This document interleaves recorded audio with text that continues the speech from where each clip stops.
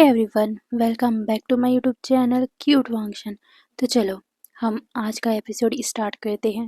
पिछले पार्ट में जैसा हमने देखा था कि चांग सरन ने वांगजी को मैडम लाइन की सच्चाई बताई थी और साथ में उसको एक क्वेश्चन भी पूछा था कि क्या सच में तुम दोनों चिंग हेंजुन के ही बच्चे हो, क्योंकि चिंग हेंजुन तो कभी बाप बन ही नहीं सकता। इससे वांगजी बहुत ज़्यादा गुस्सा हो गया था और वो चांग सरन को मार देने वाली नजरों से देख रहा था।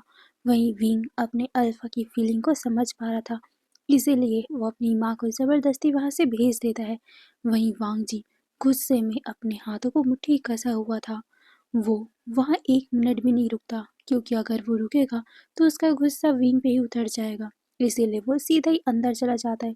वहीं विंग अपने अल्फा की फीलिंग को समझ रहा था, उसके गुस्से को समझ रहा था, बट वो क्या करे, उसे डर भी लग रहा था। वांगजी इतना गुस्से में है, क्या होगा अब? उसकी मदर ने ऐसा क्यों बोला? वांगजी उसकी मदर से ऑलरेडी गुस्सा है और उसकी मदर उसके ही मतलब वांगजी के सामने वांगजी की मदर को कितना बुरा बुरा बोल रही है। तो कोई भी बच्चा गुस्से में ही होगा, और अभी वांगजी का गुस्सा इतना ज़्यादा है कि अगर विंग भी उसके पास जाएगा तो क्या पता वांगजी विंग पे ही गुस्सा निकाल दे। यही सोचकर विंग डर रहा था, बट वो अपने अल्फा को भी शांत करना चाहता था। वो उसे सपोर्ट देना चाहता था, क्योंकि उसे पता है कि वांगजी से बहुत ज़्यादा डिस्टर्ब होगा। विंग अंदर जाता है। वांगजी बहुत ज़्यादा गुस्से में था, वो सारे रूम के सामान को तोड़ फोड़ कर रहा था। ये देखकर विंग डर जाता है, क्योंकि वांगजी चिल्ला रहा था, गुस्से में बहुत ज़्यादा ही सामानों को तोड़ रहा था। विंग पीछे से आकर वांगजी को गले लगा लेता है ताकि वांगजी रुक सके, बट वांगजी बिल्कुल भी उस नहीं सुनता और वो उसे धक्का देकर फिर से वो सामान को तोड़ने फोड़ने लग गया था। वो विंग को चिल्लाता है कि यहाँ से निकल जाओ, बट विंग अपने अल्फा के साथ रहना चाहता था, उसके साथ वो उसके दुख में साथ रहना चाहता था। इसीलिए वो वांगजी को रोकने की कोशिश करता है, उसका हाथ पकड़ता है, बट वांगजी इतना ज़्यादा गुस्से में था, उसको ध्यान ही नहीं रहा कि वो गुस्सा किसके ऊपर निकाल रहा है, और उसने एक जोरदार का तमाचा विंग को मार दिया था। विंग शॉक, वो पूरा नीचे ही गिर पड़ा था, क्योंकि वो तमाचा बहुत ज़्यादा ही जोर से था। विंग का पूरा गाल लाल हो गया था, विंग के आंखों में आंसू आ गए थे। वहीं वांगजी जब फील करता है कि उसने क्या कर दिया, वो रुक गया था, वो पूरी तरीके से शांत हो गया था। वांगजी विंग को देखता है, उसके पास आता है, वो उसके फेस को पकड़ते हुए कहता है, विंग, मुझे माफ़ कर दो, मैं गुस्से में था, तुम तुम मुझे माफ़ कर दो, तुम मेरे पास क्यों आए? तुम्हें बोला था ना मैंने यहाँ से चले जाओ। ये सुनकर विंग हल्का सा अपनी आवाज़ को कंट्रोल करता है, क्योंकि उसे इतना ज़ोर से तमाचा पड़ा था कि उसका तो गला ही पूरा भर आया था।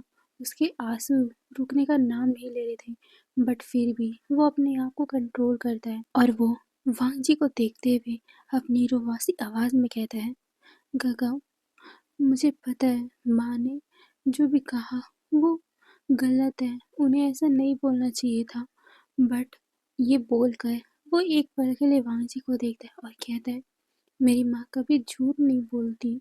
ये सुनकर वांगजी की मुट्ठी खस गई थी। वो विंग की तरफ गुस्से से देख रहा था। उसके कहने का मतलब क्या है कि वांगजी की मदर बदचलन थी, जो अपने पति के होते हुए किसी और के साथ संबंध में थी, और ये दोनों यानी कि वांगजी और सीजन किसी और के बच्चे हैं। विंग ऐसे बोल भी कैसे सकता है? ये सोचते हुए वांगजी गुस्से में विंग का नेक पकड़ लेता है। वो गुस्से में कहता है, विंग, मैं तुमसे प्यार करता हूँ, इसका मतलब ये नहीं है कि तुम मेरी मदर के बारे में ये सब बोलोगे। मैं इस दुनिया में सबसे ज़्यादा प्यार अपनी मदर को करता हूँ, उसके बाद मैं तुम्हें करता हूँ।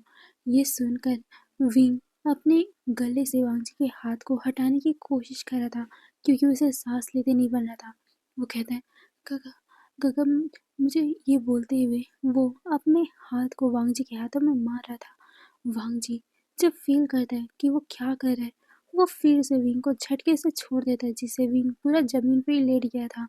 वांगजी विंग को देखता है, उसका गुस्सा शांत नहीं हो रहा था। वो विंग को कहता है, मेरे सामने मत आना, नहीं तो मैं क्या कर जाऊंगा, मुझे ये भी पता नहीं है। ये बोलकर वांगजी वहाँ से खड़ा होता है और सीधा ही वहाँ से निकल जाता है, क्योंकि वो अभी बिल्कुल भी यहाँ विंग के पास नहीं रह सकता। अगर वो विंग के पास रहेगा, कुछ भी कुछ भी हो सकता है। वो गुस्से में कुछ भी कर सकता है और वो विंग को हर्ट नहीं करना चाहता। इसीलिए वो तुरंत ही वहाँ से निकल जाता है। अभी उसे सबसे ज़्यादा अपनी मदर की याद आ रही थी, इसीलिए वो अपनी मदर के रूम, यानी कि जिस टाइम उसकी मदर को सबसे दूर रखा गया था ना, तो उसके लिए क्वार्टर बनाया गया था। तो उस जगह पे वांग जी चला जाता है, क्योंकि उस जगह में उसने कई दिन बिताए थे और वांग जी की मदर की आखिरी सांसें भी तो वहीं हुई थी। वांग जी वहाँ चला जाता है। उसकी मदर के जाने के बाद वांग जी कभी इस रूम में आया ही नहीं, इस घर में आया नहीं। बट आज उसे सबसे ज़्यादा अपनी मदर की याद आ रही थी। वो बहुत ज़्यादा डिस्टर्ब था, इसीलिए वो अंदर आता है। अंदर जैसे जैसे वो कदम बढ़ा रहा था, उसके सामने बहुत ज़्यादा मकड़ियों का जाला भी आ रहा था, क्योंकि बहुत सालों से इस घर पे कोई नहीं आया है। इस घर को पूरा लॉक ही कर दिया गया, कभी साफ सफाई हुई नहीं है। तो मकड़ी ने अपना घर ही बना लिया।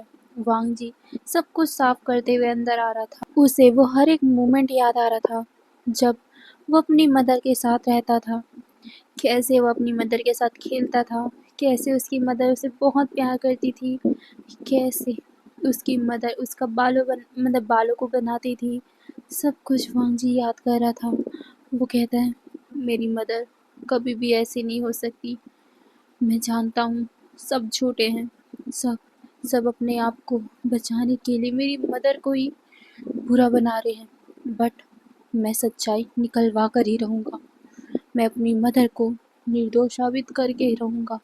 ये बोलते हुए वांग जी अपनी मुट्ठी कस लेता है और वो इधर उधर देखने लगता है, और फिर वो कुछ सोचता है और सीधा शुयांग को बटरफ्लाई मैसेज भेजकर ऑर्डर देता है कि जल्द से जल्द पता लगाओ कि 20 साल पहले आखिर हुआ क्या था मेरे जन्म के टाइम।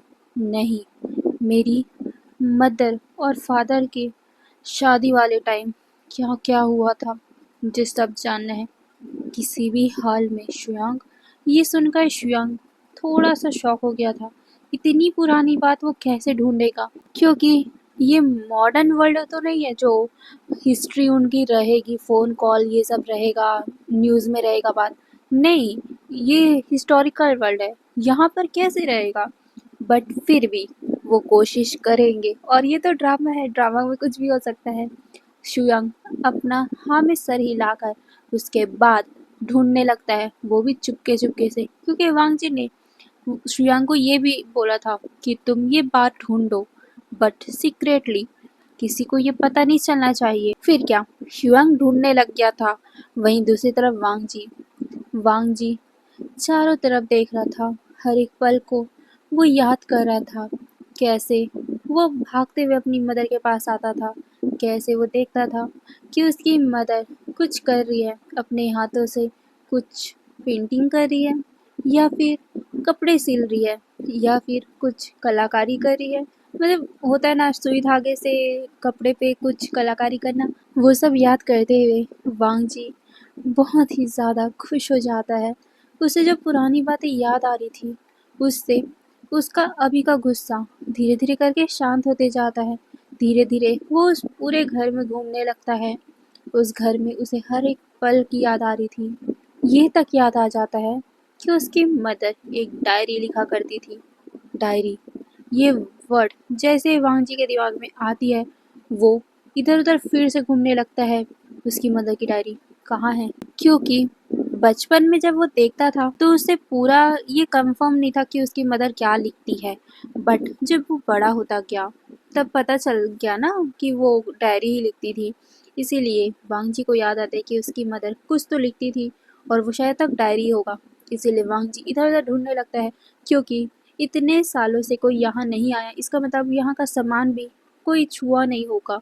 वांग जी चारों तरफ घूमता है, देखता है, तब उसे एक पेटी दिखती है, उसकी माँ की पेटी।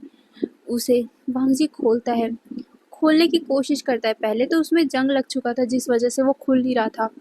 बट वांग जी एक अल्फा है, और उसने उसे खोल ही लिया। वांग जी उसे खोलता है, उसमें उसकी मदर की कुछ कपड़े रखे हुए थे, कुछ ज्वेलरी रखी हुई थी, और एक हेयर पिन। जिसको वांग जी देखता है, उसे याद आता है ये हेयर पिन उसकी मदर हर टाइम लगाया करती थी।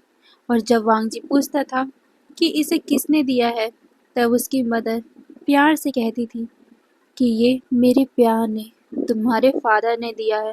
ये सुनकर वांगजी को उस टाइम लगता था कि चिंगेंजुन ने दिया है, बट क्या सच में चिंगेंजुन ने दिया था? ये बात तो वांगजी को पता लगानी है। वांगजी फिर हल्का सा अपने हाथों को अंदर डालकर उस बक्से में कुछ ढूंढने लगता है। धीरे धीरे करके वहाँ पर कुछ किताबें नजर आती है, बट उसमें बहुत ज़्यादा दीमक लग चुके थे। शायद तक ये किताब खराब हो गया है। वांगजी डर गया था कि अगर ऐसा हुआ तो उसकी मदर की डायरी भी खराब हो जाएगी। यही सोचकर वो जल्दी जल्दी से इधर उधर ढूंढता है। तब उसे एक लास्ट किनारे पे अपनी मदर की डायरी नजर आती है। वांगजी जल्दी से उस डायरी को उठाता है। वो देखता है कि उसमें भी दीमक चढ़ चुके थे, बट वांगजी जल्दी से अपने कपड़े से ही उसे क्लीन करता है। धीरे से वो उसका पन्ना खोलता है। जैसे वो देखता है तो उसमें का हल्का हिस्सा दीमक ने खा लिया था, बट बाकी अच्छा खासा बचा हुआ था। बट पुराना हो चुका था, जिस वजह से वो बहुत ही, मतलब होता है ना, ज़्यादा पुराना हो जाता है तो उसका लिखावट थोड़ा धुंधला हो जाता है, बहुत ही अजीब सा हो जाता है उसका पन्ना भी। तो वैसा वो हो गया था। वांगजी उसे लेता है, पहले अच्छे से क्लीन करता है अपने हाथों से ही, ताकि उसमें कोई दाग ना लगे, कुछ ऐसा ना हो जाए जिसे वो पढ़ ही ना पाए। वांगजी फिर उसे पढ़ना स्टार्ट करता है, उसकी मदर की कहानी। और ये कहानी मैं अगले पार्ट में बताऊंगी, क्योंकि अभी मैं थोड़ी सी बिजी हूँ। तो फिर बाय बाय।